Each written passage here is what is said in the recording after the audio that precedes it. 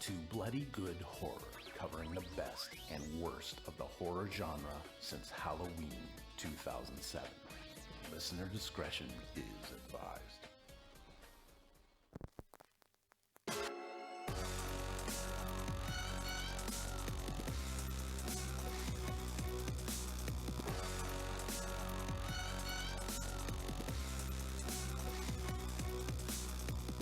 Hello everybody and welcome to another exciting episode of Bloody Good Horror. My name's Eric and I'll be your host for this evening, where we will be discussing a little movie called Assassination Nation. A movie, John, that will definitely not make us all sound like olds, just doing old person stuff. You're muted, bro. Speaking of being Son old. of a, that's an old thing to do. Yeah, right it there. is. It is, yeah. I was saying how I would never sound like an old, and here we are. We're going to be talking tonight about sending nudes with a Z. Wait, does it have a Z? Does people use it with a Z? If you're doing it right. No. You're doing it right. Creepy Joel McHale. Scary internet things. Lady power, John. It's going to be a hell of an episode. Are we not all pulling up our porn history and just like reading it to each other out loud? Or? Let's see You where. guys, let me CC tell you first. about incognito mode. Let's see where it goes. My point about that, John, is that even the like normal stuff has horrendous names. So like the naming thing, Yeah. the naming thing. If we go down that rabbit hole, we all might as well just resign from our jobs right now.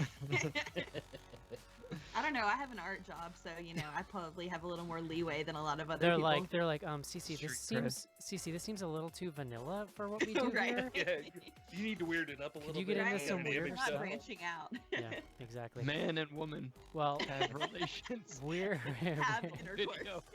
Yeah. Missionary. yeah. Anyway, we're here tonight to talk about Assassination Nation. We're excited you're joining us. My name's Eric. I'm your host for this evening. Joining me first up from New York City, New York. He's the business manager at bloodygoodhorror.com. Please welcome John to the show. Hello, Eric. Next up, the lady of Bloody Good Horror, the first lady of Bloody Good Horror, let's call her. Ooh, I kind of like that one.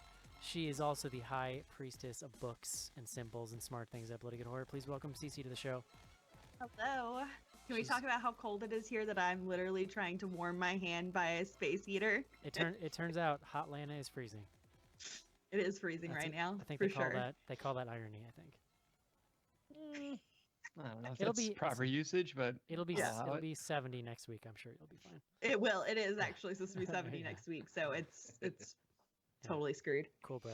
And last up tonight on the show, coming to us from Indiana, please welcome Casey. Hello. John, big doings this week at Bloody Good Horror. We added another hashtag. We hashtag got another daughter. oh yeah. Yes. You want to tell us what happened this week? Our very own Joe had his second daughter. It was funny because it kind of snuck up on me because Joe was like pinging me, on GChat like the day before. I was No surprised. mention. I was surprised too, to be honest. Like I knew it was Yeah. coming up, but not this soon. Well, I knew it was like somewhere in March. Her name is Madeline, and she seems like a delight. Hmm. I've only seen one picture. I don't know. I am Presumably very he's posted pictures. very excited for Joe to come back in the show and just give us updates about having an infant after a decade of not having one. Well, I think Mia's like 7. I don't know, a decade. The but math is fuzzy. Yeah, he 100% was pinging me today about the Chicago meetup stuff, and I was like, "Yeah, bro, it's cool. Like you could Listen, you can have a day. he You can have a day." he watched Assassination Nation and was, or no, he said he was going to try to watch it tonight. That's right. Yeah. Also, I was 100% G-chatting him today and telling him I really wish he was going to be there because this seemed like a show where we could use his diffusing of arguments. Oh yeah. I was like, Joe, Well, not to mention him just like interjecting some ridiculousness. would Joe, I help. feel like we could use your nonsense on this show, but it's not here. So, John, get ready for some old-fashioned BGH fisticuffs. Fisticuffs. Yeah, we'll see. We'll see. Yeah. I'm sure it'll be fine. As if most things here, John, it'll be in good humor. Yes. What else we got going on? So Andy sent me an email. Remember Andy, John? I remember him, yes, but it's been so long. It's like a hole in my soul right now. Beard. Yes. Yes. Does he still have the beard? Do we have confirmation? Visual I believe confirmation? I believe A couple he does. weeks ago. I believe he does. Okay. So Andy is the editor-in-chief at bloodygoodhorror.com, and he's been sending me some dispatches for stuff going on the website. He wanted to let us know that Andrew, young Andrew John, has a review of Lords of Chaos. Oh. John, did you watch Lords of Chaos, John? Have not seen it yet. I was very disappointed that you weren't here because like the Norwegian material was just so good and just ripe for the plucking, and you just weren't here. The movie's Right in for English, the though, fucking. Eric, the, your personal feelings are coming through again. I love it. the movie, it's in English. Speaking of URLs, titles. The movie, it's in English, right? Like, could I like? Yeah. Okay. Yeah, no, it's straight up English. It's like no accents or anything. It's just like if you missed the mention of them being Norway in the beginning, you would not know. Yeah, Yes, it's a agreed. Tolkien, man. Yeah. I do have it. Like I have a copy. It's worth a and, watch. I'll check it out. It's worth a watch. Given your impossibly high standards, you'll probably be like, "Oh, it was fine," but I thought it was great. No, that's fair. All right, Yeah. we'll see. So there you go. I'll come back to you with my assessment. Very nice. Also, Luke has a review for a movie called The Hole in the Ground, which makes me wonder if it's a sequel to that Shia LaBeouf movie that I really love. Holes. Yeah, Yeah. Holes Is is it dope. just him digging one hole and then he just lies in it? Yeah. It's a sequel to Holes. You know, it's like it's years later they just find one of the holes. Different movie though. It's not really about the same thing. You know, he's had a rough go, so You know, it's a great He could show. use- You know, it's a great he show, could John. use this. You know, it's a great show. Even Stevens. Oh yeah, no, I never really got into that. It's a great show. It's fantastic. Yeah, I'll take your word for it. Peak LaBeouf, unfortunately for him. Yeah, well, I don't know. What do you got? He was good in Crystal Skull. He was Okay. amusing. I like LaBeouf. Boy, that turned out not great for him though. I mean, for anybody He's- really, that movie. Well, no, the movie was terrible. No, there's definitely I'm forgetting things. There's Shia LaBeouf movies that I very much enjoy. I feel like I don't know. I've literally have zero idea why we're talking about Shia LaBeouf right now. But let's keep it going. I feel like Holes. I feel like he fell victim to that Hollywood thing where somebody becomes like the it person, and then suddenly every producer has to have him in their tentpole thing because it was like Indiana Jones, Transformers in the space of like 2 years or something. You know what I mean? It's just like, and then yeah. people get sick of them instantly. Yeah, I might actually take it back. I don't know if he's been in anything actually not in anything good. You know, certainly not in a while. You know actually what peak LaBeouf was when he did that viral video that got released where he's on the green screen and he's talking about just do it, his like motivational speech. I don't know if I've seen that. John. What? John. Welcome to the internet, John. I can't wait to talk about this. Yeah. I can't wait to talk Um, about this movie all about the internet with you tonight. since I you're might so up go on it. Disturbia. It's got to be Yeah, number one, right? I liked Disturbia. Disturbia is pretty solid. I'll give you that one for sure. It's a dope movie. Oh, and Lawless. I mean, Lawless is a pretty Lawless, solid yeah. movie. I don't know that he's that great in it. It's more just like a sweet movie. Yeah, the movie itself was good. Yeah. I don't LaBeouf. know. Bloody Good Horror, the number one place for LaBeouf talk. Mm-hmm. Cece, Yes. speaking not at all of Shia LaBeouf, do you want Mhm. to tell us, you run the Bloody Good Horror Book Club, you want to tell us what you guys are doing in March? Yes, we are reading a book called The Grip of It by Jack Jimmick. I believe that's how you say her last name. It is kind of a haunted house possession type story about a couple who moves into a house to kind of get away from some drama. And it has some House of Leaves, not influences, but, you know, a lot of people have compared it to House of Leaves in a way. So, Nice. you know, start the cold weather off right. Very nice.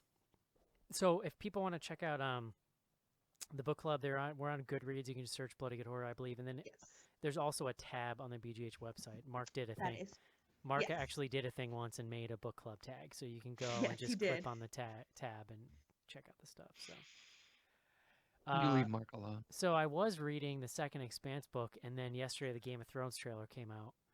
So now you're back on your Game of Yeah. Thrones. You had to stop reading. I had, because I'm going back through the series, and I was about a quarter way into Storm of Swords, which is like the best one in a lot of ways. Mm, So yeah. I've been back on that for a couple days. You want to talk about that Game of Thrones trailer really quick, John? I didn't watch it. I hadn't watched it either. You just No, I told you I didn't watch it in that So we had there was a very long thread in amusingly I think Trailer Talk is the name of the room. yeah. It was mostly my interjection was mostly just ranting about how much I hated the last season. Yeah. But no, I still haven't watched the trailer. Just watch it, dude. Why you gotta be I such mean, a contrarian? Just watch I it. will watch it. So do you want to know the real truth? So I use the AirPods now, and I got a new computer at work, and I haven't set them up on my computer, and so then it's I can't do audio on my computer at work. It's tough. Life is hard. I mean, Have- I can appreciate that, but There it's are just... there's no other headphones in the world you could plug into your computer. So do you know how must not many- have you not seen the new PowerBooks? Oh, The short answer is no. They Yeah, do right. not have a headphone port. that sucks because Bluetooth headphones, Just like their phones. like Bluetooth Yes, headphones, exactly. Bluetooth headphones are great as long as you only ever connect them to one device. Like the second you're trying to jump between Yeah. devices, it's a nightmare. It's not Yeah, it's- terrible. I just haven't gone through the process of setting them up. So that's where I'm at. I'm lazy. Okay. Do you want to hear that I'm lazy? Is It that has- what you're it driving has- at here? It has speakers, right? Yeah, but I Once- work in an open office. That's I'd be the asshole playing. If someone else did that, I would legit I get don't up and know. be I just, "What is I, the matter with I you?" just feel like your priorities are out of whack, and I'm not really sure how to. Tomorrow, I'm gonna balance it. book a conference room and just pound through all of the trailers that I haven't watched on my computer. Good, that's what I want to hear. One old man step further than Schnars. I just got AirPods a couple weeks ago, and I just found out today that I could hook them to my computer. There you go. Hook them. What do you Boom. mean? Well, I can connect them to my computer. Oh, gotcha. Is it a non-Apple computer? Right. Oh, I wouldn't. I would not. Windows guess 10. that. Oh, there you go.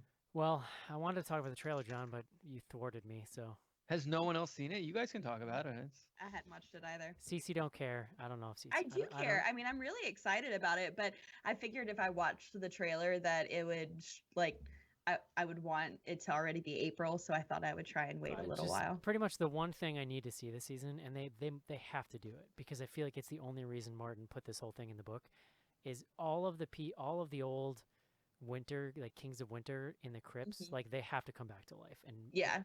like- well, I mean, they just keep going back to it, so it's I feel like it's I swear to God, that's the only reason Martin put that at that well. castle. Do you think they come back to life for good or evil? No, Maybe evil. maybe No. Bran raises them as Mhm. the frickin' three-eyed raven or whatever. I didn't even think about that, but I don't know. that's, Either way, yeah, that's a good point. I just imagine headless skeleton Ned coming out of his because I would assume a lot of them were buried with their wolves too, right? I Uh, guess. What if they're Yeah. what if they're skeleton wolves? It's funny to me that that's the one thing you want to see because that. I mean, I probably have thought about it at some point, but it's certainly not high on my list of oh yeah. Oh, it's I- I would pretty much because I can kind of guess where the rest of the beats are going, but what I really want to see is I want to see random dead people from the rest of the series come back to life. I want to see random zombie Joffrey just pop out of somewhere. Oh they- yeah. Did they ever have Cal and Stark come back? Was that ever in No, the show? not in the show. No, but she. Yeah. Yeah. What's her called? Lady Stonehands or whatever? Jesus. Lady John. some- Oh, Lady Stoneheart. Stoneheart. Stoneheart. John. Yeah, I'm sorry. I don't Oh, spend well- all day on Tower of the Hand, Eric. Jesus. I will Or- say I'm just excited. I'm actually now excited Joe's not here because he would just be making fun of us. Yeah, he would be upset. All right. Yeah, I mean, look, I'm gonna watch the show. It is what it is. I'm not super excited about it, but I will watch it. I trust them with the spectacle, and that's about it now. I feel like. Mhm. And this. Well, I mean, just don't they they already kind of advertise it as the longest single battle battle scene scene or something? Yeah. ever filmed or something like that. Yeah. Mhm. So that should be I assume one entire movie length episode will just be a battle, whichever one that turns out to be. Yeah. I don't know. Yeah, I They don't know. really, I don't they know if I'm into really. it. We got to move on, but they really Yeah. boned up the storytelling last season. So it's, I'm with. Cool, Casey. See you later. But no, John, I'm with you that I have a lot of reservations about how they're going to handle bringing everything home. Well, maybe we'll get some zombie Ned, and There your, may. dreams will I be have a made. feeling there may be some Eric shows around the time that show comes out, John. So. It's gonna really kick up your production. Listen. You're just going into full-throated Eric show. if you're nice to me, John, maybe you can join me. Oh boy! All We right. can really You hash don't it out. you don't want that kind of rage in your morning when you're driving to work? I mean, maybe we can do it. We'll do it after the show finishes. Maybe we'll see. We'll figure it Alright, out. Let's talk. alright. Or I could just have Joe watch them without any context of the rest of the thing, and then review each one with me. When he's like sleep addled, you know, Yeah. from just being awake all night. All right, guys. We are going to talk about Assassination Nation, so let's do it. Let's take a quick break. This is it, Jennifer. Your big breaking TV. From the prime time, bitch. Main feature. And we're back. You know what they do in Game of Thrones, John? No, I'm not. Go ahead. You give it to me. They use lots of fun words. Like lots of fun retired old English words that you don't ever hear that then you get to incorporate into your vocabulary. They've certainly resurrected something. I mean, I think it's a staple of any of those genre, whatever you call that, the sword and Period. something. Or, yeah. Boobs. I feel and like there's like a specific name for that, like fantasy I think sword it's fighting. I think it's boobs and dragons. Yeah. Okay. Yeah. And swords. Anyway, John, And swords. words, we like them. Every week you bring them to us in the show. So please bring us the word of the day. Nope, that's not it. Lest anyone think the show is not recorded live. to tape. Eric, today's word is rabble. Oh, R-A-B-B-L-E. Rabble. Rabble, the noun, a disorderly crowd. It can also be used derogatorily, the definition notes, to say ordinary people, especially when regarded as socially inferior or uncouth. I do hate ordinary people. They're tough. It's hard. Rabble comes to us from the Middle English, and so the word is rabble, but it's funny because the definition they give for the original version of rabble is to gabble, which is G-A-B-B-L-E. And yeah, it doesn't make any goddamn sense. I don't know. So You you're were saying really they were excited limited? about it, and now Well, it's like, wait, what? No, and then it says in the late Middle English, in the sense, a string of meaningless words and a pack of animals. So, gabble, or to gabble gives us rabble, and here we are. Very nice, John. Thank you. That especially impressive. Since do you want to tell everybody what word you were going to use 5 minutes for the show? Well, so rabble is a synonym for mob, M-O-B, Oh, that's how which you. I still maintain was interesting. So I'm just going to give you this because I thought it was interesting. Ooh, Mob wait. comes to us from Bonus word of the day. mob, M-O-B, comes to us from the Latin mobile vulgus, meaning excitable crowd in Latin, Oh, and that eventually gets shortened to just mob. I like it. I thought for see? sure you were going to tell us it came from mobble. Well, however you go. However, the Latin pronunciation of mobile is, I don't know, mobile. Yeah, sure. It's not Italian. No, I know. John, I tell know. me about Assassination Nation. Assassination Nation. January 21st, 2018 had its sort of world premiere. Not sort of. It had its world premiere at Sundance Film Festival. Got a full release sort of later in the year last year. Directed by Sam Levinson, son of Barry Levinson, noted famed film director. It's the story here of four friends, four girls, Lily, Sarah, Bex, and Em. And they live in this small town called Salem, sort of an anonymous town. I mean, we can talk a little bit about why Salem, but it's not like it's set in Salem, Oregon or Salem wherever. Or where is it? Massachusetts? Is that where the original one? Yeah. There's a Salem on the West Coast too. In any event, it's not like specified, but in any event, it's sort of like regular small town. They're all high school seniors. The main character here, the focus is Lily, and they're just sort of living their lives, kind of going about their senior year, and the sort of inciting incident. The inciting incident is that their principal, or not the principal, sorry, it's the mayor of Salem, someone hacks his phone and dumps basically all of his personal correspondence and sort of web history, and it's revealed that he's basically a closeted homosexual and like has had all these illicit relationships when he had been out campaigning for mayor as a real sort of hard right, you know the type, anti everyone doing anything. I'm familiar. Yeah, and so that dumps. He actually, there's a scene where he shows up at a town meeting and just shoots himself in the head. And so that scene is brutal. Yeah, So brutal. It's I mean, the other thing that really sets the tone for this film, so that all takes place in probably the first 10-15 minutes. The other thing that really sets the tone, and I should have started here, but the film actually opens with a trigger warning. I should say a montage of trigger warnings. So it's something to the effect of like, trigger warning, this film contains, and then it just sort of flashes on all this stuff like, you know, rape and drug use and nudity, and it's like showing all these things as it's sort of going through them.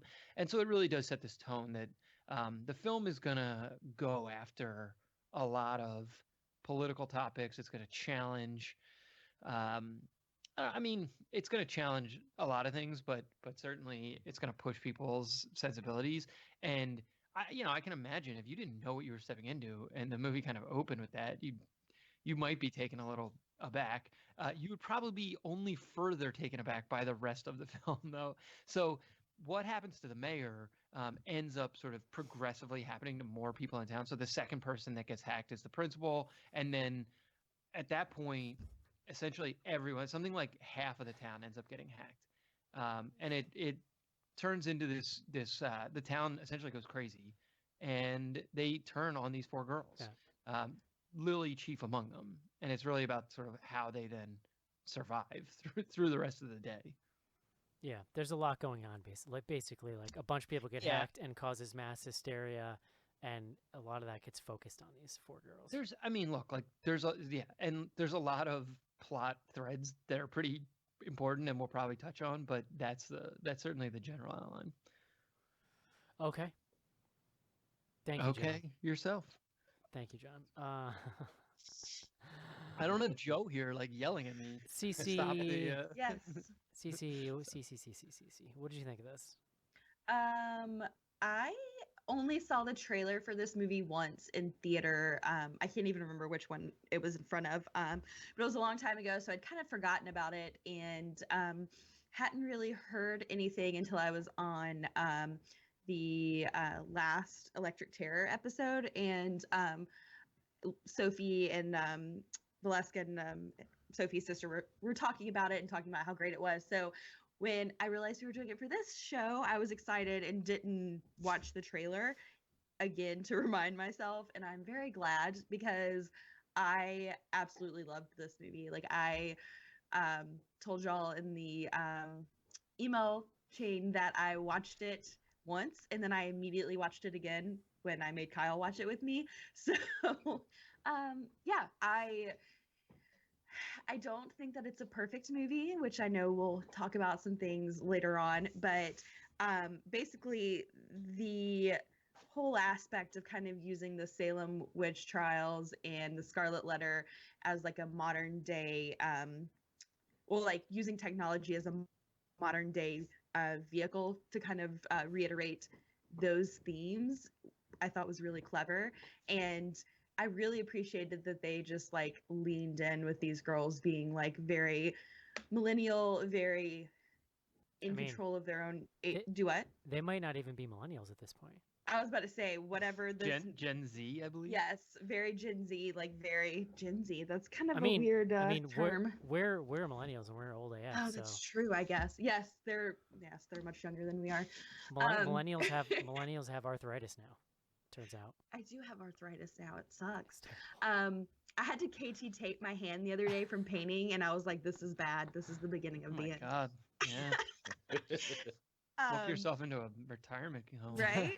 Get on with it. No, I mean, I think that I loved the cast. I thought that all of the girls cast were really great. The relationship between the girls, like as kind of the center of the story, I was super glad that the integrity of that group lasted throughout the whole movie, because normally you get, the girls like have their in-group fighting, and that kind of takes away from the plot of the show. So I liked that it leaned into the like dark satire that like the Purge territory that we get. But yeah, I really liked it a lot. Casey.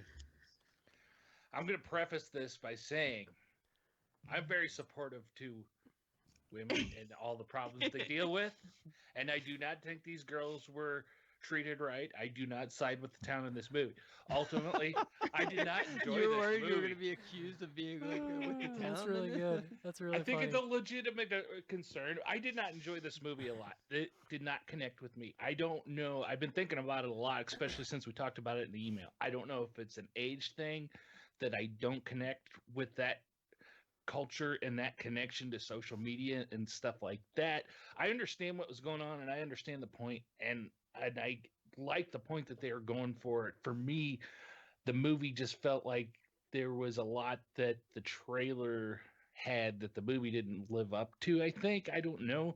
I felt like the first half of the movie was gone on a little long before they got to the bloody bits for the last half of the movie, and that's what I was thinking there was going to be more of, with these girls getting their revenge. I also don't like the way that this movie ended in terms of the girls and their revenge and everything that was going on either. There's a lot of things I like parts of this movie. There are things that I like, and I think there are some good performances and everything. Just ultimately, I didn't get it, I guess I would say.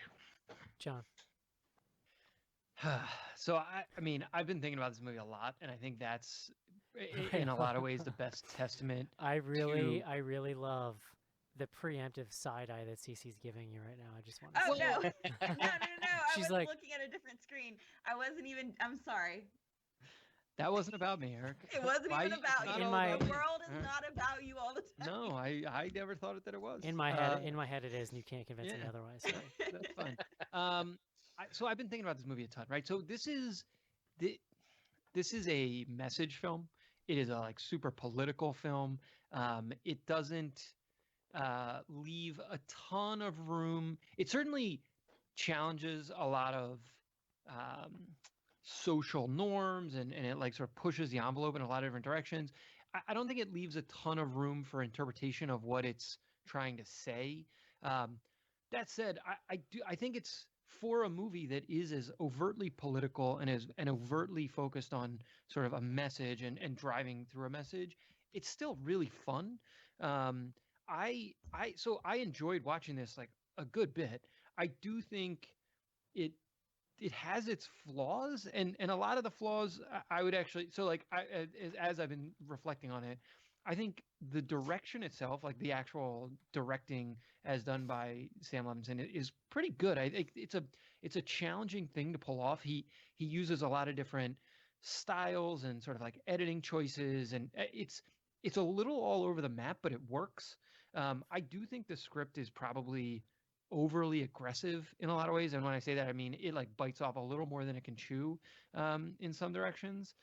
Now I don't know if CZ's making faces at what I'm saying or something else, but so like for me, You never know, John. That's the threat of CC. Maybe this time it is about me. You know, The, is it? Maybe we should have a witch hunt.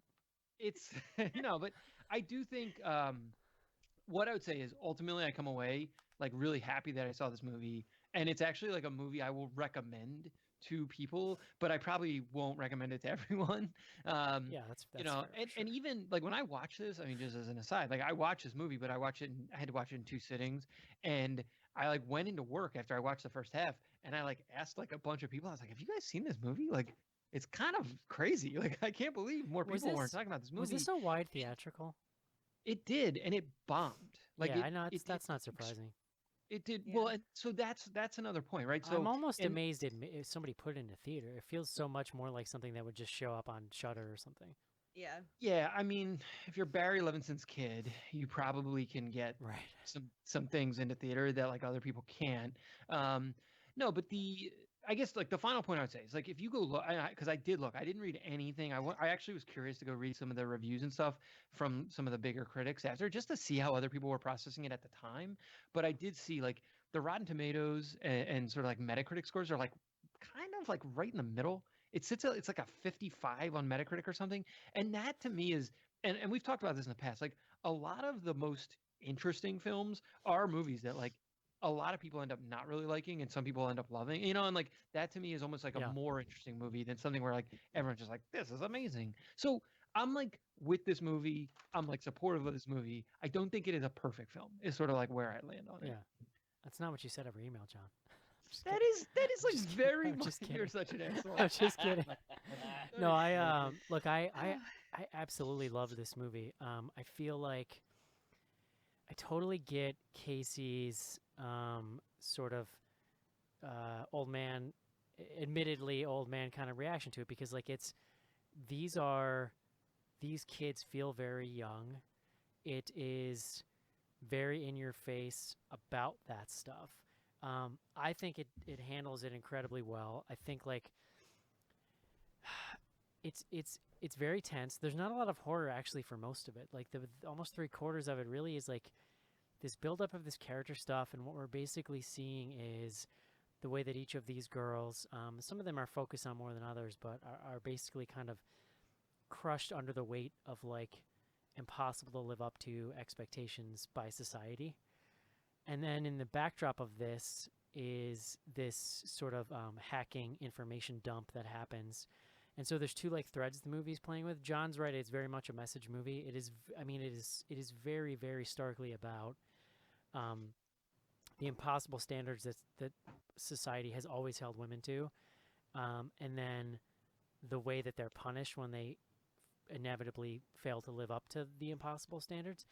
But it also, in another way, is like a really prescient film, or not prescient, but just like a very timely, to me, like authentic feeling film about the anxieties of data, like the loss of privacy in data collection. And this is something we kind of went into deeply over email, but like the principle, even though it kind of feels like a subplot, I think is very important in the sense of like he gets hacked, and him and his wife have this moment where he just is like, what did we talk about? Like they're in full freak out panic mode.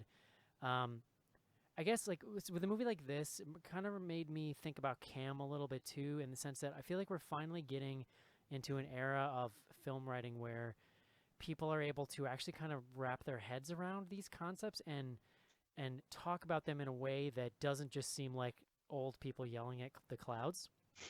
Do you know what I mean? No, I feel no, like it's these, handled super organically, right? Like, Yeah. and yeah, it feels natural to the way that you experience technology in your life. because you it's know? not because it's not just about privacy, right? It's about how disruptive information is. In the case of this town, the information is all this personal information about people, and just like releasing this to the masses just causes complete hysteria in this town.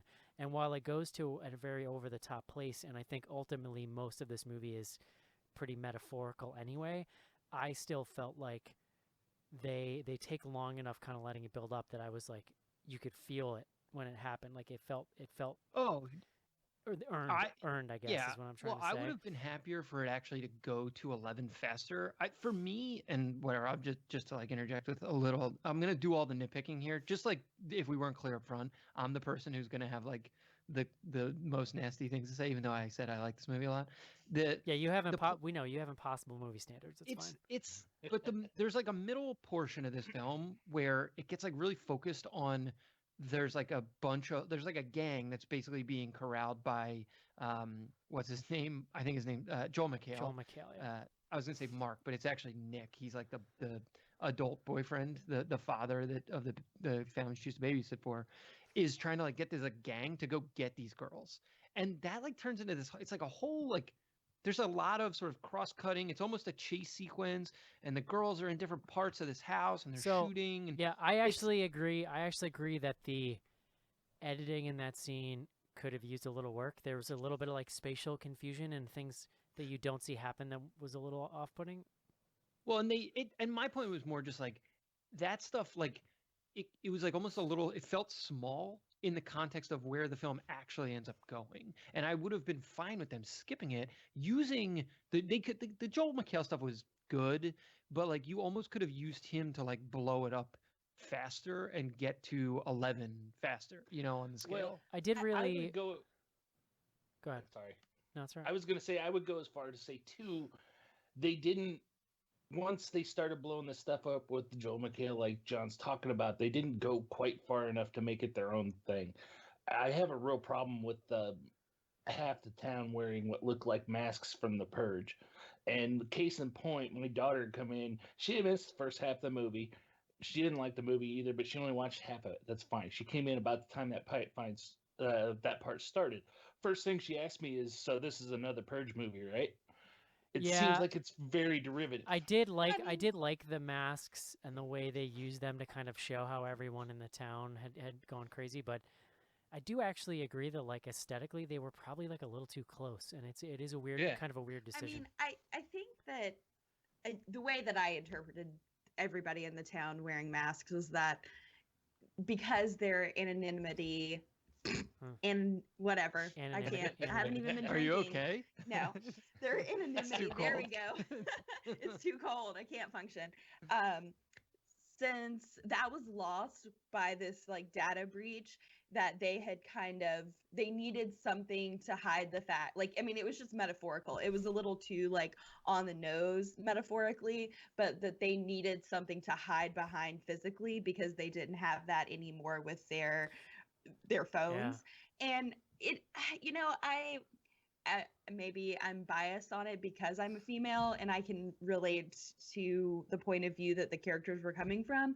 But the whole situation with Joel McHale's character was actually more kind of terrifying to me in the fact that they drew it out, because this whole time, I mean, I realize that it's a subplot that, they're having this affair, but you see that his wife leaves with his daughter and takes her away, and then he's kind of, I didn't realize at first that it was him who was kind of corralling the town to like go after these girls, until you see that he's texting her from the house next door, and you see that he's like reaching out to her and trying to like basically like reconcile something, because he's lost his wife, so he's like, okay, well, now that she's gone, we can like really have this relationship, even though all of our stuff is already out in the open.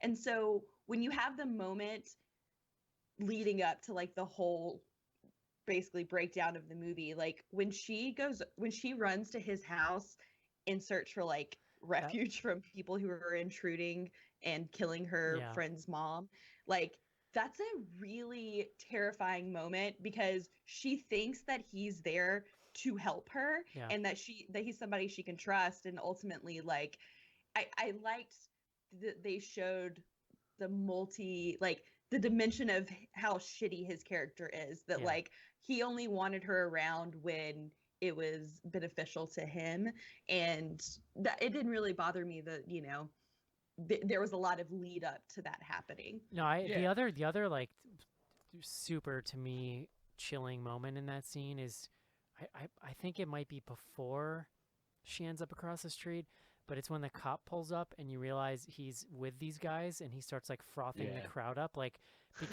because that's that cop you knew from literally the first time you saw him was going to be part of the problem. But he was like, the cop at the school, right? But still right though, like he's Law and Order, and to see that makes you realize like they have no one that's going to help them, basically. Yeah. Well, they talk about how like the FBI is like not getting involved. There's a couple sequences where there's like a couple of phone calls, because like it doesn't make sense like why she even mentions it at first, but then like there's several scenes where you see the like the mayor's like right hand guy or something like talking to them, and they're like, you can't really do anything, like if you're if someone hacks your phone or your computer, like it's just out there. So I appreciated they tried to like close those plot holes for you so that it became a much smaller area of Yeah. aggression. Yeah. Um, From it- what CC was talking about earlier too, and like I understand what you're saying, and I agree with you in large parts on that, on how like with the anonymity and everything, it was the fact that the large part of those people had masks that looked like from the first Oh, for sure. Purge. I mean, I get what you're saying. no, With that I just stuff, think like, I just but think like it the was Joel McHale's stuff when CC was talking about when she first went over there, that shit was chilling. That was one of the parts I liked. It was pretty creepy, and then they kind of turned it a little bit at the end when she goes into another room and he's got everything artfully displayed across this floor with all of his weapons and stuff. Oh, that was The- sweet. When she saw the weapons, I was pretty. the into that. mask. Yeah, the I like the fact that that's how it armed him. It just seemed kind of silly from Joel from the point he was at. the masks Yeah, were but that's like, like how this movie is. Like at Yeah, that I mean- point, it's the same with the way they're dressed. Like it's all so. oh, they've got superhero costumes on. Yeah, Yeah. but it's all. It's not that it's very. I don't know, allegorical. Yes. Like, Yeah. wow, Yeah, like yeah, it- Because I mean, before 100%. they're watching a movie with like 5 girls, like they're watching a an Asian like crime noir. Do you know what Yeah. part of movie it or is? something. You know what Kind of part want to of know it what is? that movie is. Because if you in the past when we've done sort of like rape revenge movies like this, I oftentimes have a lot of trouble with the finales because they don't, because of the gravity of what they've made me watch, I don't feel kind of placated or satisfied by these endings. Whereas, but the thing with this movie is, I feel like it's playing with a lot of the same themes, but it's because the rape is sort of more symbolic. It's more Mhm. about Yeah, the rape is it's literally not a literal rape. it's Although literally there's a it's, couple. it's There's- literally I mean, like there's still some physical well scenes, yeah, sure.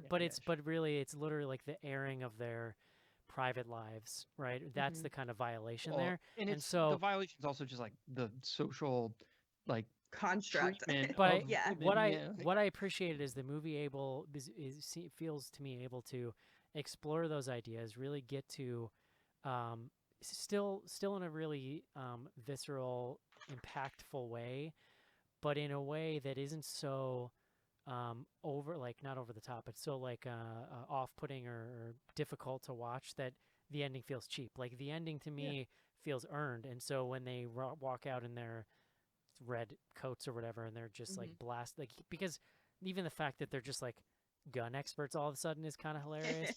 Oh, but- it's but- amazing. Whatever, this weird soup of mixing of genres and humor and all this other stuff like feels like a logical endpoint to the movie that they've made, as crazy as that sounds. Well, and look, like so there's like you touched on a ton of things I wanted to touch on briefly. I'll try to like make this coherent, but the strongest positive thing I can say for this film, and you sort of just hit on this, is that all of the 4 female characters are sort of fully realized, and the arc that they go through together. It's really, the film is about Lily, but the arc that the 4 friends go through is that they get to enact their revenge, but it's not sort of it's not necessarily a genre revenge of just pure violence to exercise violence. It is they feel like they have agency to make choices. I mean, the most important scene, I'm using air quotes, which maybe you guys can see, but not the listeners. The most important scene in this regard is when they're basically there. So the one character, Bex, we haven't even discussed the fact that Bex is a transgender actress, and playing just this will sound ridiculous, is playing a straight female role. I mean, she's playing a transgender person, but she's just part of this friend group, and it's very sort of like natural and normal. But it is part of the plot that she sleeps with one of the football players at a party. His friends find out when everything becomes public, and they then go after her and sort of force him to basically participate in this lynching of her, which obviously is not completed. Which is a really crazy scene. Yeah, it's but intense. And at that point, that's when there's sort of like the most violence. It's really all of the violence of the film is that sequence. It's kind of the darkest and realest the movie gets to me, is that scene where where they kind of are building up to that. Well, and so they then kill all these guys, except the ringleader, and basically he throws himself at their feet and is begging them for mercy, and they give him mercy. And in another film, and frankly, like I was personally, I was like, just shoot this motherfucker. I Like, know. What are we doing? I was kind of bummed. No, Yeah. but like, but see, they got to have the choice, and Yeah. like that's what's important. Is like Mhm. it's like it felt real to me that they were like, whatever, fuck this guy, and just like walk away. And you know, I think so. I think for me, that's like the most positive thing. Like in a lot of ways, so this movie riffs on a ton of stuff, right? So Mhm. there's a ton of Tarantino stuff. I mean, obviously Tarantino riffs on the same sort of Japanese noir, all that nonsense too. So you get a lot of the mixing of genres and even sort of the different blending of pacing and editing styles. It felt very sort of like Tarantino. Like the the thing that was different, and so like I kind of click back to something like Kill Bill, which in another way is like a feminist film. You know, certainly probably not as like aggressive in its messaging and sort of as forward in his messaging. Um, but there's really that's for me and where I kind of like both really appreciate but then also struggle with this movie a little bit was just like how forward it was with messaging and how blunt, for lack of a better word, right? So we also haven't really talked about the other thing that I get really worked up about in movies is just voiceover. And this movie has a ton of voiceover, Yeah. and it also has a ton. It actually is like at least one, maybe two scenes of direct address, like where the main character is literally essentially preaching on screen. Well, I mean, to interject real quick, I think Cut me that off. It's okay. I mean, I was if I going. get any episode to do it, it's this episode. um, I normally agree with like, please keep the info dumps and the voiceovers like to a minimum, but I think it.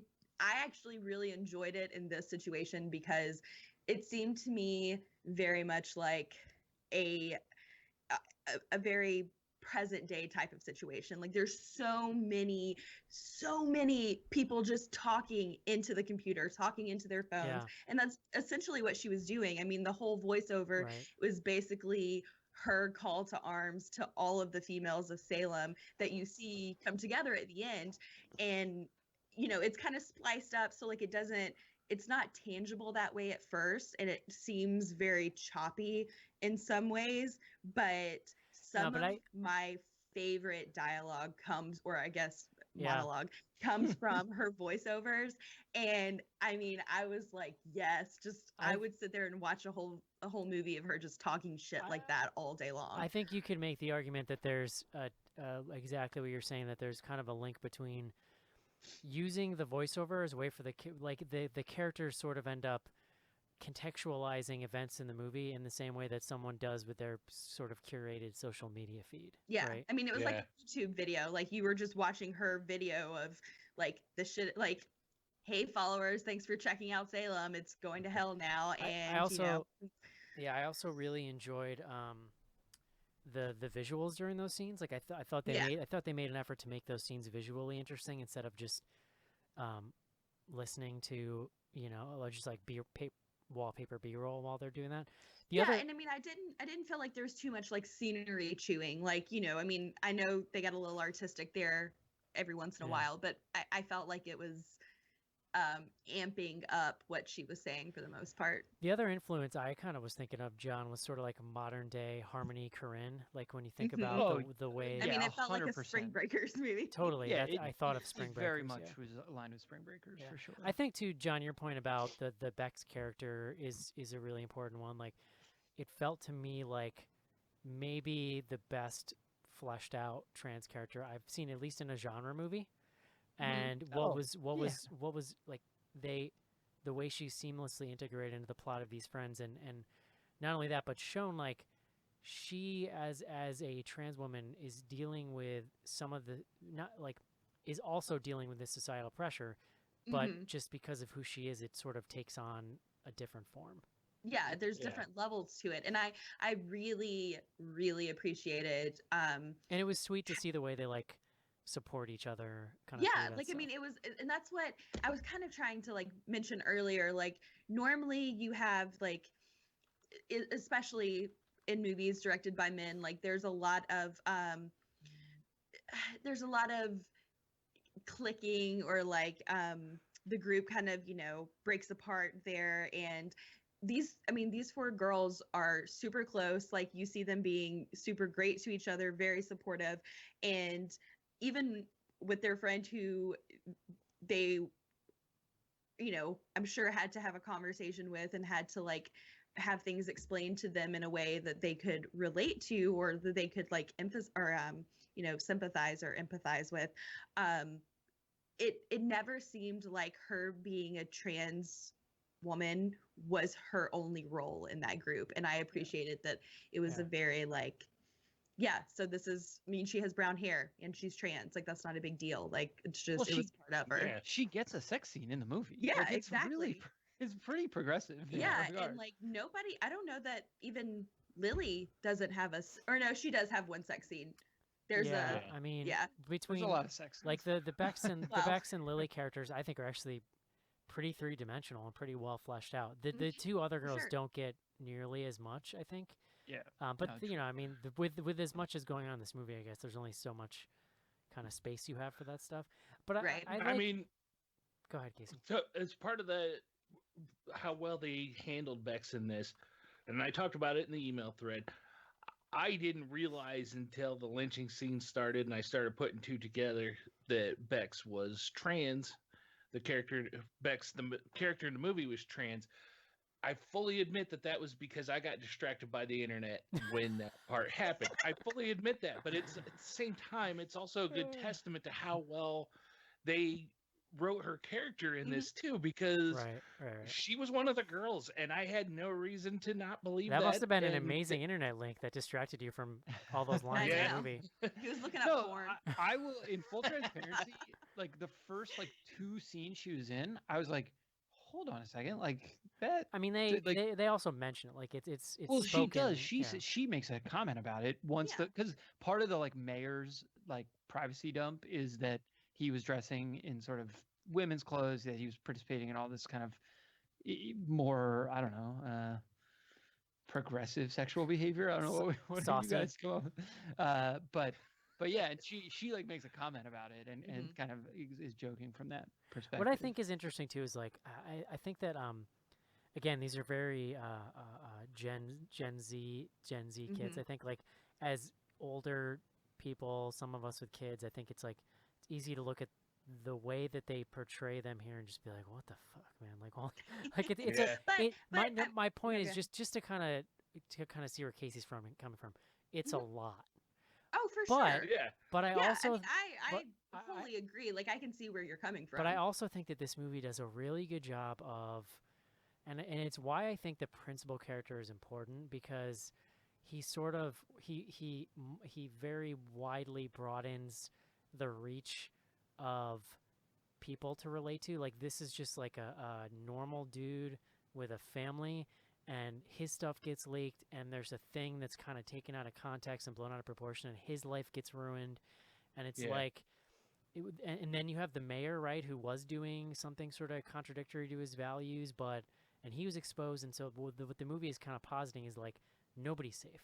It literally doesn't. Even the girls who didn't actually, well, whatever. I mean, like the main character did do something that would be considered pretty bad, but like not to deserve what she got, right? The point is that there's it doesn't matter what the level is, like there's something that could take anyone down. And I think like what this movie gets to is the root of a lot of things that I've been feeling lately, and I think we've all been feeling for a while now, like maybe near a decade, of just like seeing, especially with the last election and things going on around the world, seeing the way that extreme connection and dissemination of information is actually really disruptive of society. And we all grew up in the age where the internet was this cool Wild West thing, and I think all of us probably at one point in our lives had this ethos of like, listen man, anything should go on the internet, bro, like just it's the Wild West.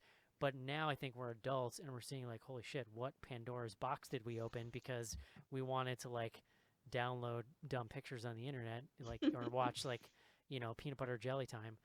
But it's like but it's so hard to, it is incredibly difficult to wrap your head around even what's happening. It's even harder to then coherently spit that back out in a way that makes sense, and then to wrap that into the narrative of a movie. I just felt like this movie was hitting the nail on the head for so many things I've been feeling, but I have had a lot of difficulty articulating. And it like honed in on that anxiety and hit that button for me, and that is why I feel like it's, for multiple reasons, is a really stunning film for me. I Yeah. think. Oh, sorry. No, go ahead.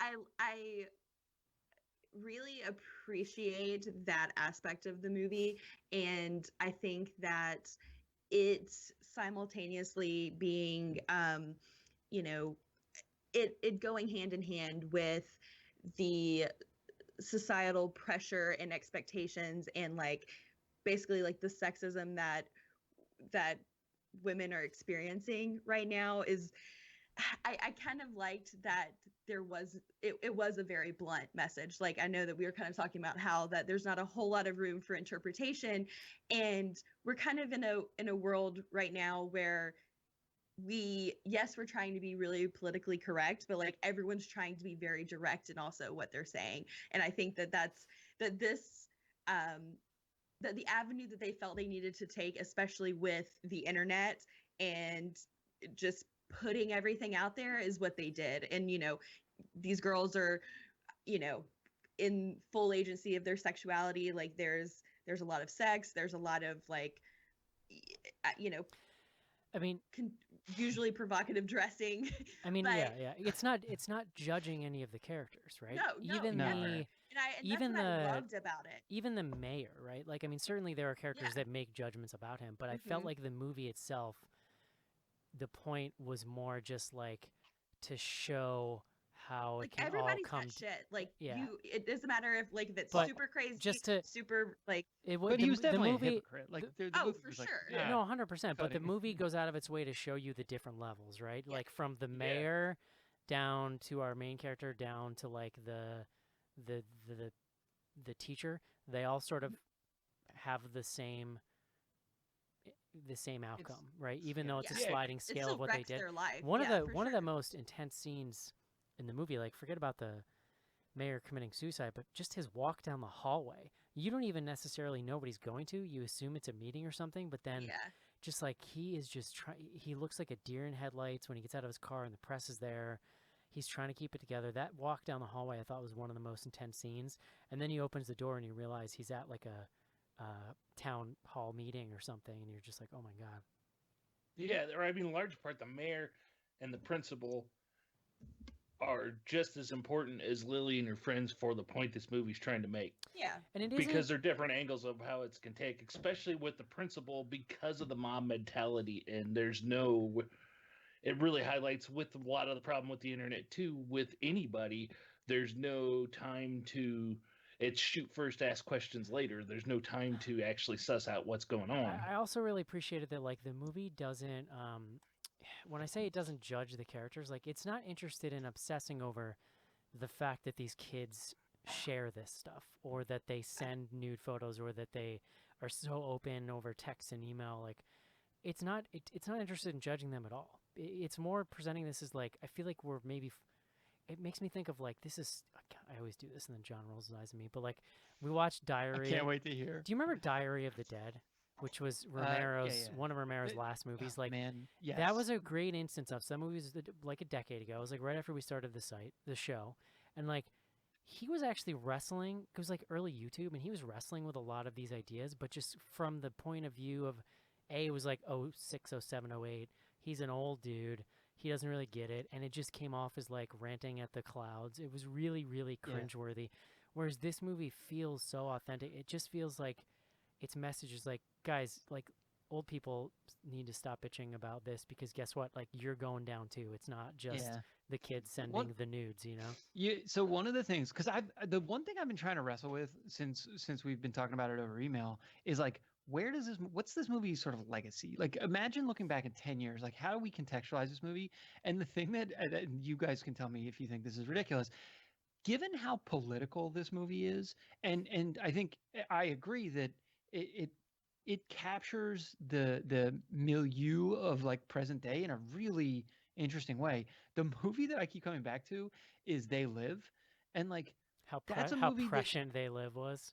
well, about how fucking political that movie is and how aggressively forward it is with its political message. I think this movie is very similar. They live similarly, no room for like what hey, I wonder what this movie's about or what point John Carpenter's trying to make. And they're both genre films.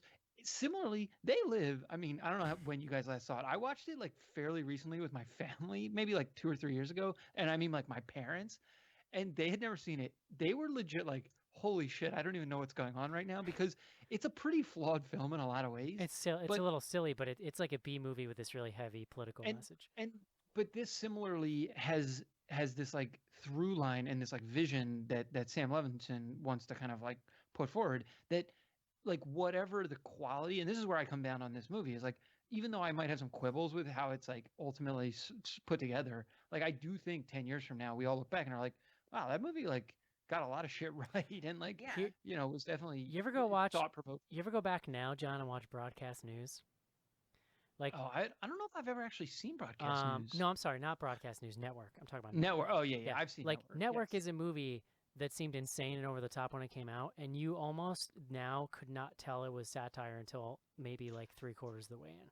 Yeah. And that's my concern about this movie, is that it feels insane now, and in a decade we're gonna be like, oh shit, they kind of. Well, yeah, 10 years ago, who would have thought we'd be where we are socially and politically? Yeah, absolutely. I mean, like this show really launched around the time that Twitter did, right? And so think of how much the world has changed just since then. Like, we've watched this stuff happen.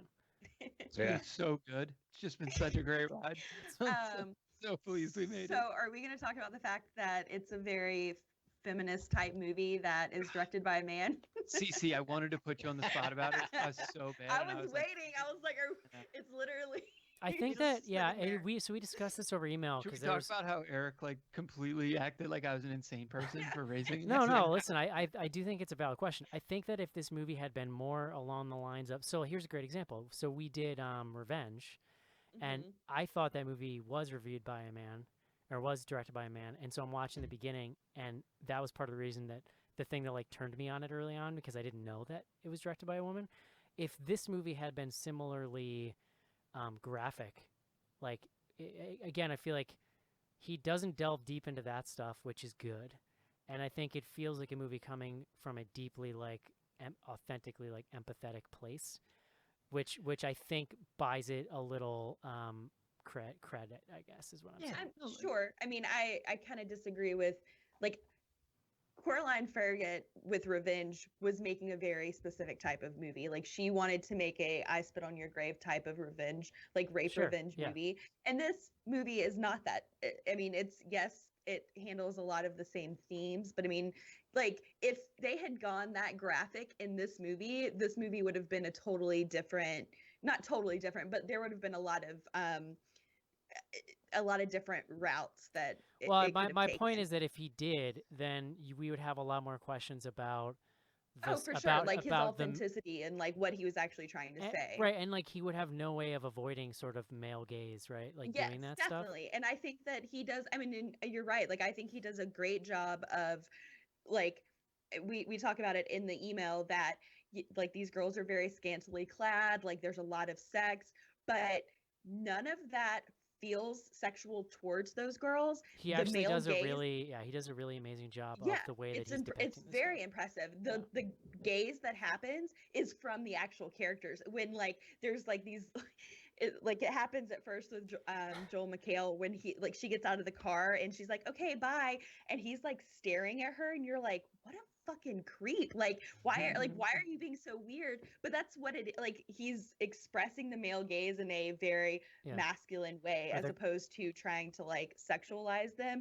And the same thing happens with the police officer when they're walking after Nick's or Joel McHale's stuff gets leaked and the girls are walking into school. The police officer does the same thing. So like, I wish that a woman had written it or like directed it or even been more involved, because there wasn't a female writer or director, and I think that there might have been an executive producer, but I think they really only did the casting. So I mean, look, like the point about like if ever there were, I mean, it's interesting that it's really interesting actually that he wrote and directed it, Yeah, Um, I mean, I was kind of hoping that there was a little more influence there, but maybe he. I don't told you know. guys over email, like there was, and I can't remember it might have been, there was one shot of Lily walking in like very short shorts. Yeah, when she's going up the stairs. Yeah, and that might have been the moment where I like actually paused the movie and I was like, hold on a well, second. but was that this directed by a man or a woman? Yeah, and but then that I was like, oh, right, but fuck. that's But but to Cece's point, that scene is about that creepy dude there leering It at her. is. Yeah. And it's interesting because she's not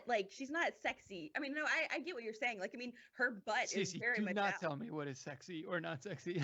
That's Just true. I mean, kidding. like, She's right. I mean, she is hot, but I mean, I can say that too. Like, I think she's Am I allowed to say? gorgeous. Can I say that? No, Yes, you can. I'm I kidding. mean, I'm kidding. objectively, she is attractive, but it's interesting that like I appreciated she's like going up the stairs, like it's not like a slow motion action of her like butt jiggling as she's walking, or like, yeah, her butt's hanging out of her shorts, but it's like it's just there. So I thought I that think it was that well handled. It's Yeah. I think that I'm also like I'm a little more like I think that if this was written by somebody else and then the studio hired this dude to do it, I'd feel worse about it. Yeah. Because he wrote and directed it, it's like a little more his project, I assume, and so like he just had this vision and clearly like again it Yeah.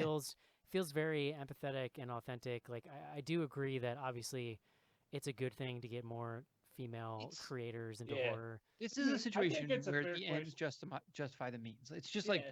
Sure. you just have to mention it, you know? No, I agree. I think Listen. John's got a fair question. Does it take away from their message?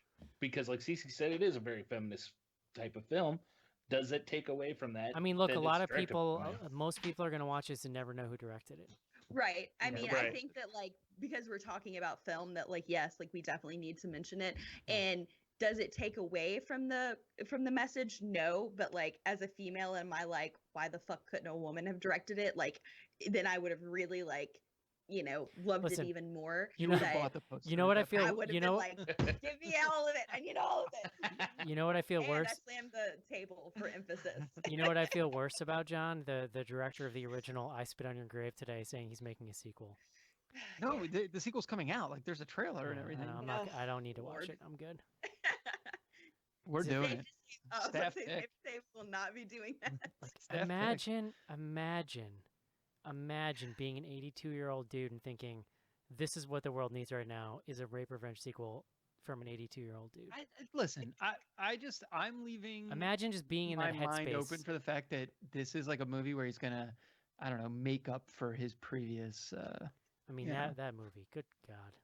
All I uh, can say is my dad let me watch the original movie Maybe at a way it's too young the- of an age. Ugh, Jesus, dude.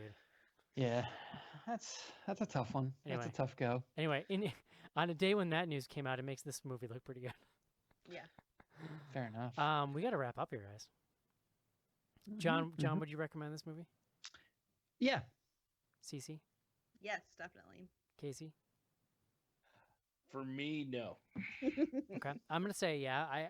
In fact, I think now both this and Suspiria would have been top 5 for me, which would have totally like reshaped my list last year. So, Yeah. sorry guys. Yeah. No, Yeah. I'm sort of in the same boat. Like Yeah. I don't know about top 5, but definitely both would have been in my top 10. Yeah, I mean, So- it definitely would have been my top 5. With my last question for this episode, with my old man problems coming into this movie, I have not seen Revenge yet, and the way you guys talk, there's a lot of similarities there. Would I like Revenge better than this? Revenge is not Um, about kids.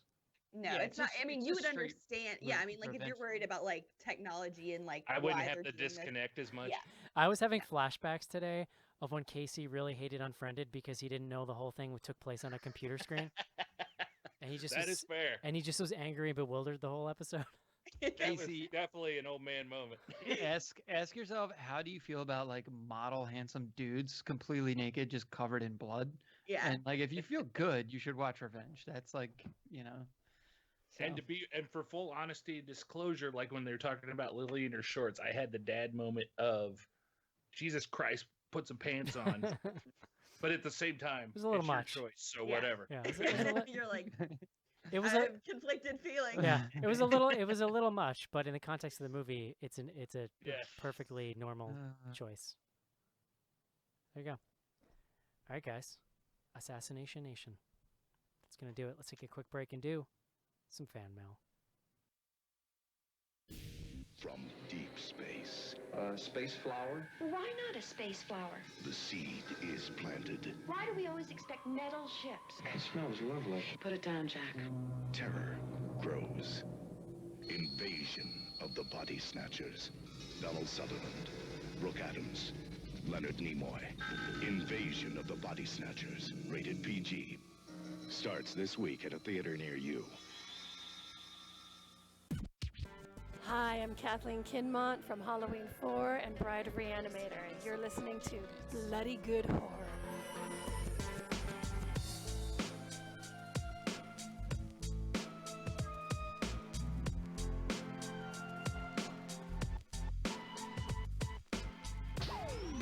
Send your emails to info@bloodygoodhorror.com or hit us up on Twitter at BGHorror with the hashtag AskBGH. And don't forget to pick up back episodes of the show at podcast.bloodygoodhorror.com.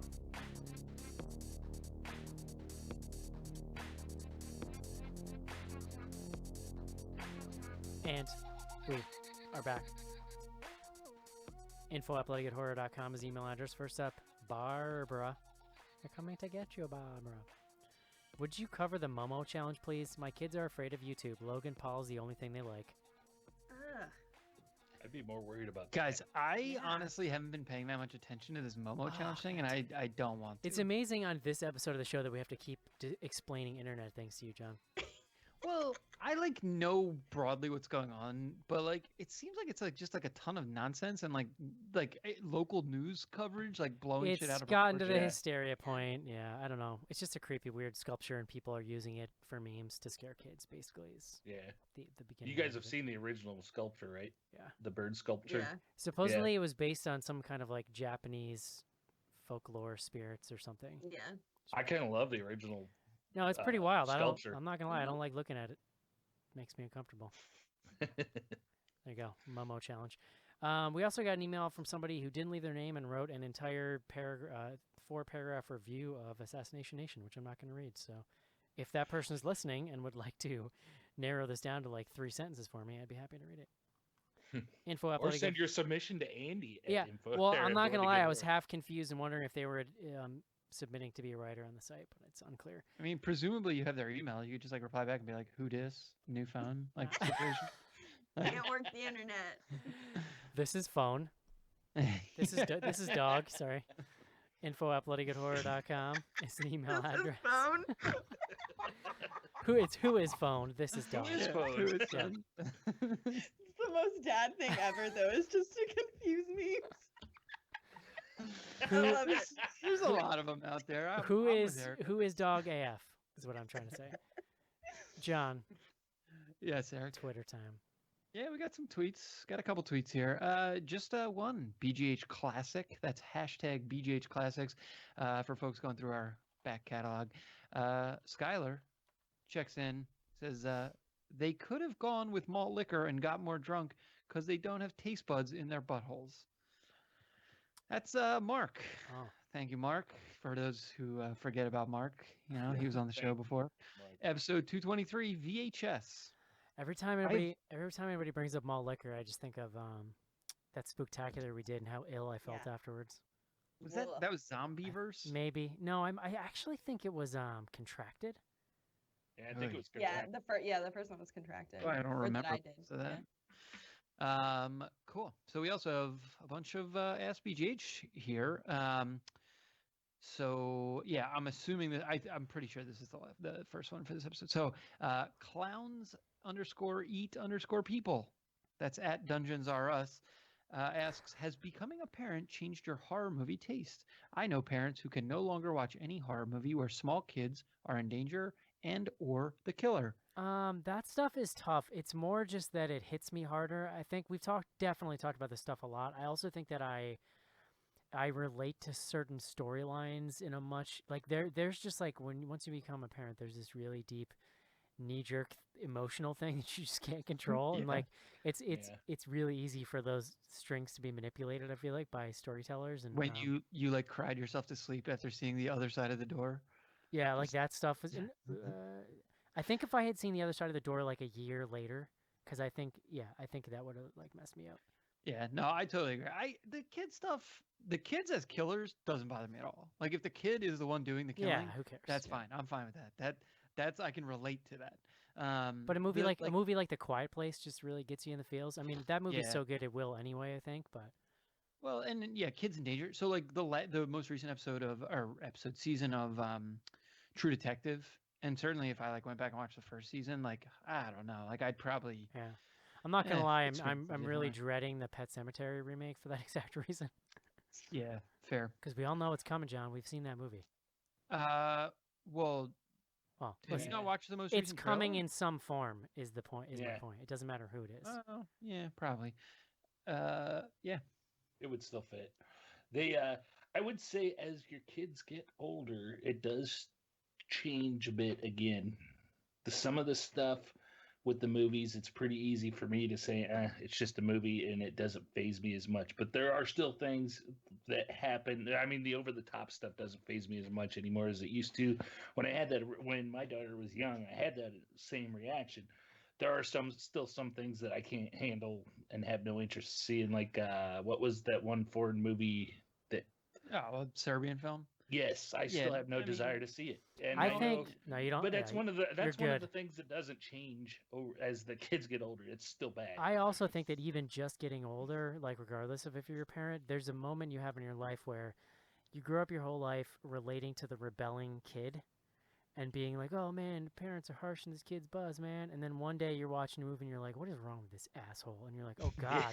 Oh like, yeah. It takes you aback when you have that thought. And then but at that point the floodgates open and now you're just full on dad mode, even if you're not a dad. I don't know if I've hit that moment. It's yet. a I don't know. weird That's thing. pretty It's scary, right? it's a weird thing. Like I very, very much, but what's interesting about it is that it gives layers to movies. Like not that you just hate kid characters because you don't, but like it actually in some ways makes things more emotionally trying because especially when you're seeing like one of those really like really emotional moments between a parent and a child and you can relate to both sides of it, it like makes it doubly difficult sometimes. Yeah, what was the movie? Was it Super Dark Times? Is that what that was called? The one that was like... Yeah, like you see that mother, right? Like she's divorced and Yeah. she's trying to get through to her kid and like that stuff was really brutal. Because I used to just identify with the kid who wanted to be murdering people. No, I know. murdering Yeah, no, people. it's getting old is weird, You man. get that. You get him. Yeah. All right. Lori Hovermail at Nylon Devenger. Nylon Devenger. I'm going to go with that pronunciation. Hey, all. Any chance you'll be reviewing Ron Carlson's super fun Neo Creature feature, Dead Ant? Caught it on the Fest circuit and it's super fun. An aging hairband, peyote, and giant killer ants. What's not to love? I guess it depends on when/where it gets released, but it sounds interesting. I would say I had a strong suspicion that was purely a plug Ask BGH. But you know what? We'll read those. I honor the Ask BGH hashtag, and thanks for sending that through. Okay. To be fair, somebody on our Slack has pinged me with that movie with the info too because they thought it sounded right up my alley. And I would wrong. I would also say that if you know Ask BGH as a hashtag, you at least listen to the show, which is better than the form emails that I get that are like, "Hello, website owner of bloodygoodhorror.com. I really love your content." Yeah. No. Especially that's totally when, my point. Like, especially, and then research to it'll like understand. my favorite is when it's like, especially Joe's review of blah blah blah from 2010, and then like there's a link, and it's just like, I think your readers would enjoy this. ... Yeah. All I'll say is, Makes me Lori, so angry. if you're listening, please, shoot us another note and just let us know that Proof- you're a fan, and we will watch Dead Ant. maybe. Please prove to us that you're We'll not. watch it for sure. Please, Yeah, I'll watch it. please prove to us that you are not a Russian bot, and we might think about it. If she had changed her Twitter picture to her wearing a BGH shirt, then I'd be sold, and I would say we should watch the movie. All right, Coy, our buddy at Pittman1382, he says, and this is probably we don't have the right crew here. Maybe CC can help. Is Mayhem Norway at Mayhem Norway, the Twitter handle, the band you would pick to introduce true Norwegian black metal to your kids? Asking for a friend. This is a great question. Unfortunately, Joe's not on the show this week. Yeah, Joe would be a better I mean, Joe's like all about I mean- Norwegian black metal. I just kind of know from the like. Did that tweet end with whoop to Edges. your kids? Yes. Maybe- yeah, he maybe said don't. he said hashtag asking for a friend, hashtag parent life, hashtag get a daughter, hashtag double down. So Yeah, maybe don't. well, I you know, mean- we should probably just add Joe with that one and let him handle it from here. So, okay, next one. Craig at Four Color Craig. What's your favorite depiction of the devil in pop culture? I missed that CCA muted you accidentally. Sorry. What'd you say? I said Black Phillip. Oh, Black felt nice. I got pretty excited by this question actually. I mean, you can't go wrong to me with Tim Curry and Legend. I mean, just the That's makeup, solid choice. just the makeup on that character is like. What just about insane. Pacino in Devil's Advocate? Dude. Devil's Mhm. Advocate? Yes. And I'll say I got really Look, excited. but don't touch.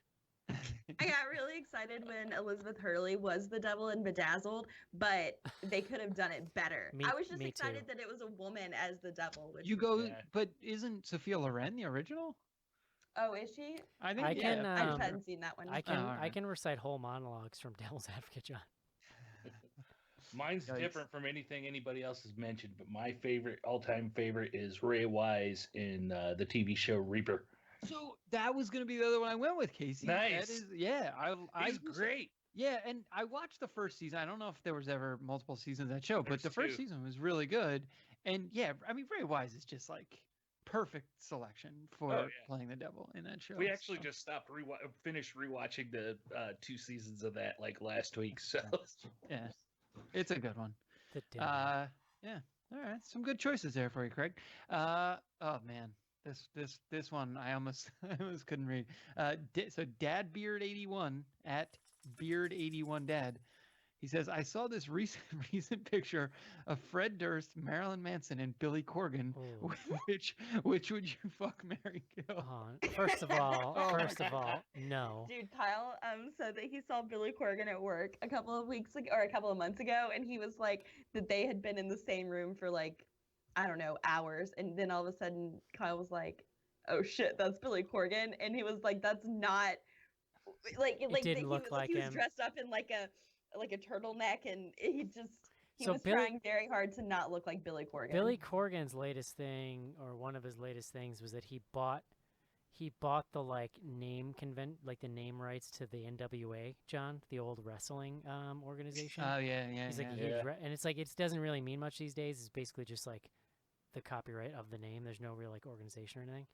But yeah, that's his thing. He's getting into He's wrestling. been Can I involved have with the green WWE, jacket that hasn't Billy he? Corgan is wearing. I want that jacket. I just sent you guys the picture, and Oh, it man. is Marilyn Manson just horrifying. does not look great. See, I'm not positive that's not a blanket. Billy, It could be a blanket. I'll take it. I'm not gonna lie, Billy Corgan kind of looks like my grandfather here. I mean, I wasn't sure if that was Billy Corgan or Fred Durst for a little bit. And I'm then not I gonna was lie. like, I'm pretty sure. Fred Durst. I can't see his face here, but he seems Yeah, to look yeah. the best of all of them. Yeah, no, Yeah, I, oh, yeah. I agree. So I think the answer for me is I would just shoot myself in the face rather than. I mean, Marilyn Three.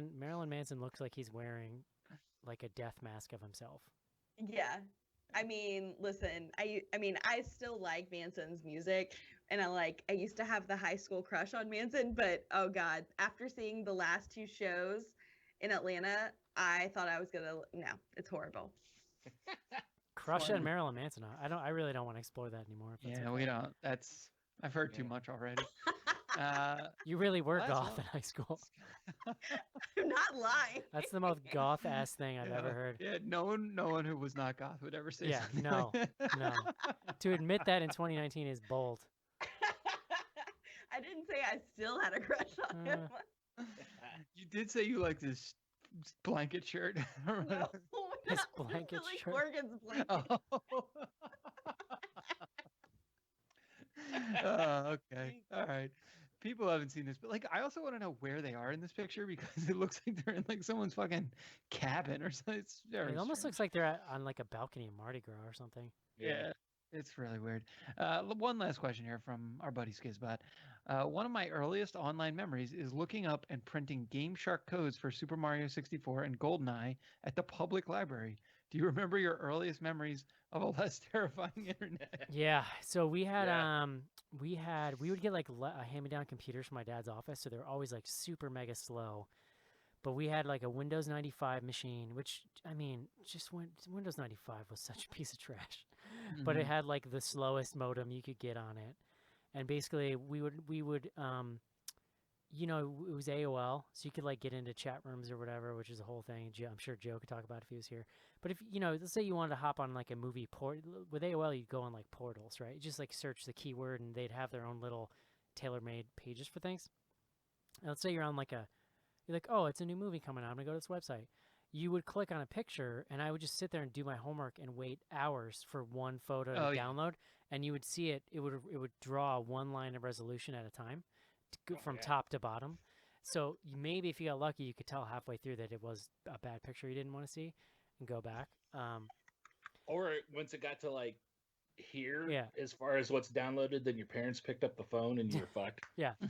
No, it was awful. Like I mean, it was the worst. But and yet oddly exciting, John. Obviously, because people kept doing it. Yeah, I mean, there was like not a super long time where I had the internet and I wasn't immediately like doing shit that I probably shouldn't. Like all the chat room immediately. nonsense. Yeah. Like The second Yeah. the second you're shown it, you're like, oh cool, can I get up to some shit on here?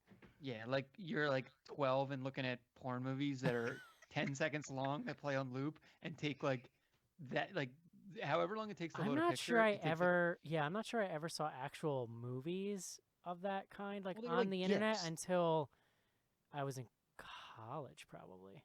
Yeah. Because So here's my- college was like that's when the floodgates opened because you were on like the local area T1 network T1 and line. you were on Yeah. the local area network and like people just had all kinds of shit on their So computer. we didn't and have they made it available. we didn't have one of Oh, those yeah. at my school. We oh boy, we did, and you could get your hands on a lot of stuff. We also Here's Just my- not all porn, by Mark- the way. Some interesting stuff. too. Mark and I definitely printed out Mortal Kombat fatalities off the internet back in the day. Oh yeah, for sure. Here's my old man's story. It was 1994 because it was my freshman year of my after I'd switched majors, going to computer school, which is funny considering my career now. But we had our first availability of internet in my small hometown, which was through a Purdue University extension office, and you could get it for free. But Windows 95 computers didn't come with web browsers, and I did not know how to FTP Netscape and download it through a command line interface. It was completely alien to me. So I actually drove to South Bend, Indiana to Best Buy, which I think was actually open then, and paid real cash money for a copy of Netscape. Wow. Like $35 and Like came on home disc. just so I Yeah. could use the web. I Yeah, had, it was like, on floppies. We always had before that we had like old DOS computers that I 100% probably could have loaded games onto if I just understood anything about it. Like I read now about how you could get magazines and like input code and write games, and like I wish that I had yeah. I wish that I I used to had get those. somebody like I wish I had had somebody to introduce that to me to show me what I could have done with these things, because as it was I knew how to like open up a spreadsheet and play solitaire, and that was like basically it. Yeah, my aunt was like in computers like way back in the day, and so like I used to boot games from like a DOS command line, and it was stuff she had like loaded up for the most part. But yeah, it was like whatever dir / like not it was fun. That was I remember pre-internet. those. So, John, I they remember make- those coding magazines, and you had to hope when it showed up that they actually had some code for your computer because they weren't all the same operating system. I mean, John, there's like indie games now that are like basically where all you're doing is like doing coding stuff like that. Yeah, Oh, there yeah. was. I don't know. This is totally off topic, but there was like a hidden game in the Enter the Matrix game that came out in like it was when we were in college. It was like 2007, That was like where it was a PS command line game, PS2, yeah. and you had to like hack. Yeah, it was ridiculous. Dude, I loved that game. It was so bad. Did I any loved of it. you ever do BBSs, I don't think so. bulletin No. board systems, where Yeah. you connected in on a modem? No, No. Good stuff. too young for that. I mean, by the time I was in college, like, you were on Windows 2000 ME, and like they had actual proper browsers, and high-speed internet. Like I would go on Arrow in the Head forums a lot when I was in college.